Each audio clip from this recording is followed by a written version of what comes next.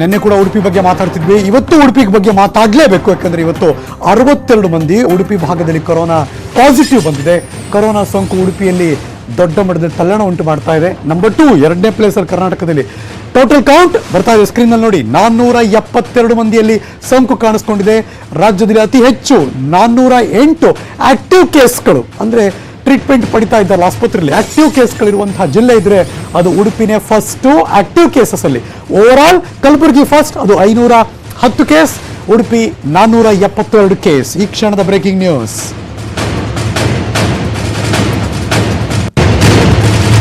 ಮತ್ತಷ್ಟು ಮಾಹಿತಿ ಕೊಡೋದಕ್ಕೆ ನನ್ನ ಸಹೋದ್ಯೋಗಿ ಉಡುಪಿಯಿಂದ ಪರೀಕ್ಷಿತ್ ಸೇಠ್ ದೂರವಾಣಿ ಸಂಪರ್ಕದಲ್ಲಿ ರೆಡಿಯಾಗಿದ್ದಾರೆ. Good evening Parikshit.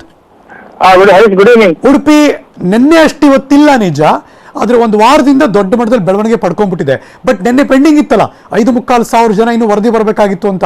ಸೊ ಆ ವರದಿ ಹೆಚ್ಚೆಚ್ಚು ಈಗ ಪಾಸಿಟಿವ್ ಆಗಿ ಬರ್ತಾ ಇದೆ ಅನ್ಸುತ್ತಲ್ಲ? ಹರೀಶ್, ಹೌದು. ಯಾಕಂದ್ರೆ ಪಾಸಿಟಿವ್ ಸಂಖ್ಯೆ ನೋಡ್ತಾ ಇದ್ರೆ ದಿನ ದಿನ ಹೆಚ್ಚಾಗ್ತಾನೆ ಇದೆ.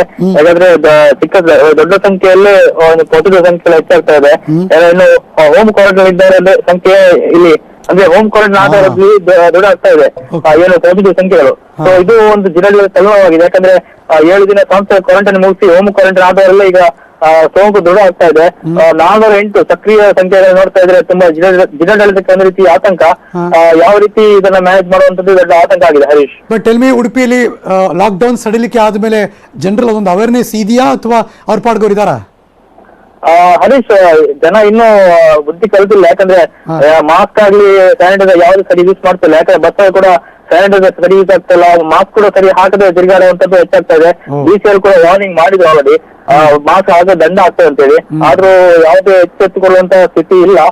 ಇದು ಇನ್ನಷ್ಟು ಸೋಂಕು ಹೆಚ್ಚಾಗ್ಲಿಕ್ಕೆ ಕಾರಣ ಆಗ್ತದೆ. ಸೋಂಕು ಈ ಮಟ್ಟಿಗೆ ಸಂಖ್ಯೆ ನೋಡ್ತಾ ಇದ್ರೆ ಜನ ಬುದ್ಧಿ ಕಲ್ತ್ಕೊಳ್ಬೇಕಾಗಿತ್ತು, ಆದ್ರೆ ಯಾವುದೇ ರೀತಿ ಬುದ್ಧಿ ಕಲ್ತ್ಕೊಳ್ಳಿಲ್ಲ. ಇನ್ನೊಂದು ಮುಂಬೈಯಿಂದ ಬರೋರಿದ್ದಾರೆ.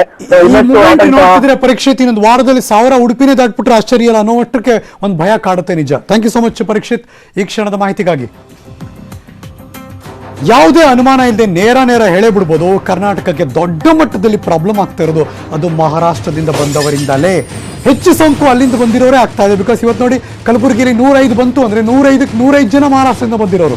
ಸೊ ಹಾಗಾಗಿ 267 ಕೇಸ್ ಏನು ಬಂತು ಇವತ್ತು, ಆ 267ರಲ್ಲಿ 232 ಕೇಸ್ ಮಹಾರಾಷ್ಟ್ರದ ನಂಟಿದ್ದವರೇ. Breaking news.